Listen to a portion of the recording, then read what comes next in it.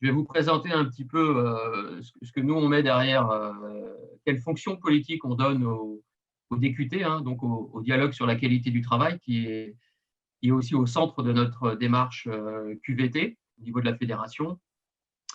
J'aurai une autre présentation, un autre slide sur le processus et quelles sont les différentes étapes à mener. Et puis ensuite, le DQT et son lien aussi avec la fonction sociale et le dialogue social dans l'entreprise. Voilà, donc ça sera mon introduction assez rapide afin de laisser surtout la place au témoignage des quatre sections syndicales. Ce qui est important, en tous les cas, sur cette fonction politique, avec en son centre le dialogue sur la qualité du travail, hein, c'est que elles sont toutes finalement interdépendantes et la conséquence les unes des autres. Donc peut-être, Christophe, tu peux faire apparaître directement les commentaires. Ouais, parce que je ne prendrai pas forcément le temps de revenir dessus pour ne pas prendre trop de temps. Okay. Mais ce qui nous semble important déjà dans cette démarche sur le dialogue sur la qualité du travail, hein, c'est qu'il y ait une autonomie des équipes qui puisse être renforcée.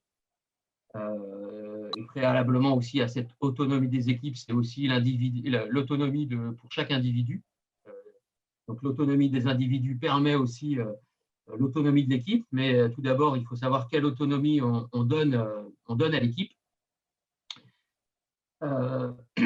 Cette autonomie permet d'aller vers une démarche de progrès continu, hein, et qui permet de faire marcher l'intelligence collective au sein de ces équipes et de réfléchir ensemble au traitement des problèmes et d'améliorer la façon de faire. Ce qui tend aussi à aller vers une organisation plus apprenante, hein, qui nécessite aussi d'autres choses telles que de travailler en petits groupes, donc en petite équipe, de pouvoir avoir une attitude d'écoute entre les salariés eux-mêmes, mais y compris les managers, de façon à pouvoir explorer aussi de façons de faire et mettre en route l'intelligence collective et permettre que les uns apprennent des autres et que ça permette de grandir ensemble dans le collectif. Et ces trois étapes-là permettent, elles, d'amener à la confiance, hein, donc d'instaurer des relations de confiance par cette mise en œuvre qui est davantage basée sur la coopération que la compétition et l'individualisation.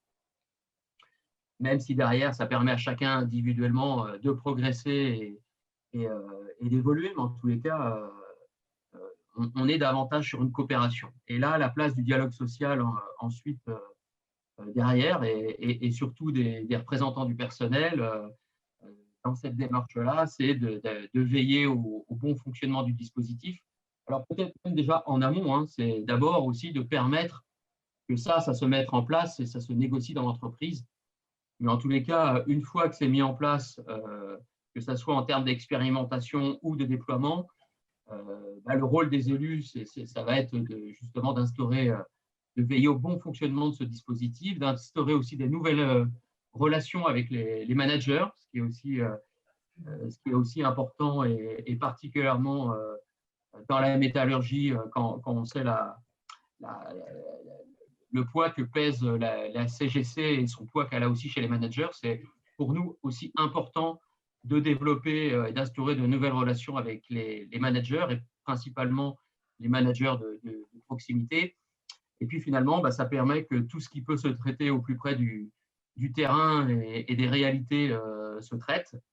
Et puis que nous, on est plutôt un rôle de régulation et que dans le cadre du dialogue social et voire de l'institutionnel, hein, donc du CSE ou de la CSSCT, c'est qu'on puisse, dans ce cas-là, étudier plutôt les problèmes les plus complexes. Et ce qui est important aussi que vous voyez à l'écran, hein, c'est de pouvoir avoir une forme d'institutionnalisation des conflits sur la qualité du travail. Et ça, si ce n'est pas débattu, on sait combien de problèmes ça peut engendrer tant sur le résultat que sur les relations interpersonnelles au sein des collectifs. On peut passer à la suivante, Christophe. Voilà, donc le DQT, un processus. Alors, vous verrez que dans la période, dans la phase qu'on fera après les retours d'expérience, plutôt dans l'analyse et le retour, on aura une frise qui sera un petit peu plus détaillée que celle-là parce qu'on a réfléchi à d'autres phases, mais on y reviendra tout à l'heure. Là, en tous les cas, ce qui est sûr, c'est qu'au départ, ça demande déjà une réflexion et un engagement de la section parce que ça vient aussi, ça peut venir aussi, en tous les cas, bousculer le fonctionnement de la section syndicale et nos pratiques syndicales. Donc, ça nécessite d'une part d'avoir une réflexion collective et d'avoir un engagement le plus large possible de la section avant d'aller plus loin. Donc, ça, c'est plutôt la première étape qu'on a analysée. La deuxième étape, c'est ensuite, une fois que la section est convaincue, c'est d'aller se confronter à la direction et présenter la démarche et de pouvoir valider les principes avec eux. Alors, à inclure, si possible, dans un accord QVT, si on est dans le cadre d'une négociation. En tous les cas, ce qui nous semble important, c'est que ça passe par un accord de méthode de mise en place d'expérimentation, si la direction est aussi OK. Et soit ça peut se faire dans le cadre d'un accord QVT ou dans lequel on intégrerait un accord de méthode sur une expérimentation, mais également en dehors de toute négo. Ce qu'on a aussi, avec le retour d'expérience, changé dans la démarche, c'est qu'avant, c'était un projet CFDT qu'on était fiers de porter. Ce qu'on s'aperçoit avec l'expérience, c'est que ça peut faire échauffer le projet parce que le fait qu'il soit slagué CFDT, justement, ça peut freiner les autres partenaires sociaux. Et donc, ce qu'on dit maintenant dans cette démarche à partir de la deuxième étape, c'est que quand la direction OK leur dit, voilà, maintenant c'est votre projet, c'est le projet de l'entreprise, c'est à vous de le porter, nous, on sera partie prenante, et puis tous ceux qui veulent y venir sont les bienvenus. Une fois qu'on en est à cette étape-là et qu'on est OK et qu'on a choisi des endroits pour expérimenter, ce qui est important, c'est de passer par un temps d'information et de formation. D'information globale auprès des salariés, mais un temps de formation aussi auprès des managers et de l'ensemble des représentants du personnel concernés dans le secteur, de façon à ce qu'ils soient informés et formés sur le contenu de l'accord de méthode et quel est l'objectif de cette expérimentation. Ça nous semble important et on a expérimenté ça et on voit bien que cette formation commune permet de mieux comprendre les enjeux et que chacun y trouve du sens et sa place. Une fois qu'on a passé cette étape-là, là, il convient d'arriver à expérimenter dans 2 ou 3 unités de travail. Donc, ça peut être une ligne de production, ça peut être un atelier, ça peut être un service. Voilà, ça c'est les acteurs en présence qui décident de ce qui leur semble mieux, avec une durée minimum de 6 mois, sachant que par expérience, on se dit que comme il y a toujours des aléas, 12 mois, c'est bien, parce que ça permet vraiment d'avoir un vrai recul. Mais en tous les cas, il ne faut pas moins de 6 mois, sinon c'est difficile d'en tirer vraiment en tous les cas, de faire l'évaluation. Avec l'importance aussi, c'est d'arriver à mettre en place, et ça, c'est ce qu'on préconise dans l'accord de méthode, de mettre en place un pilotage de mettre en place un comité paritaire qui pilote l'expérimentation avec des suivis d'indicateurs de process, de résultats, et donc aussi d'indicateurs QVT à construire collectivement. Et puis, une fois cette étape-là faite, on passe au moment de l'évaluation de ces expérimentations, voir ce qu'elles ont produit, ce sur quoi on est d'accord. Et puis, derrière, c'est comment on déploie plus largement dans l'établissement, dans l'entreprise. Voilà. Tu peux passer à la suivante, Christophe. Voilà.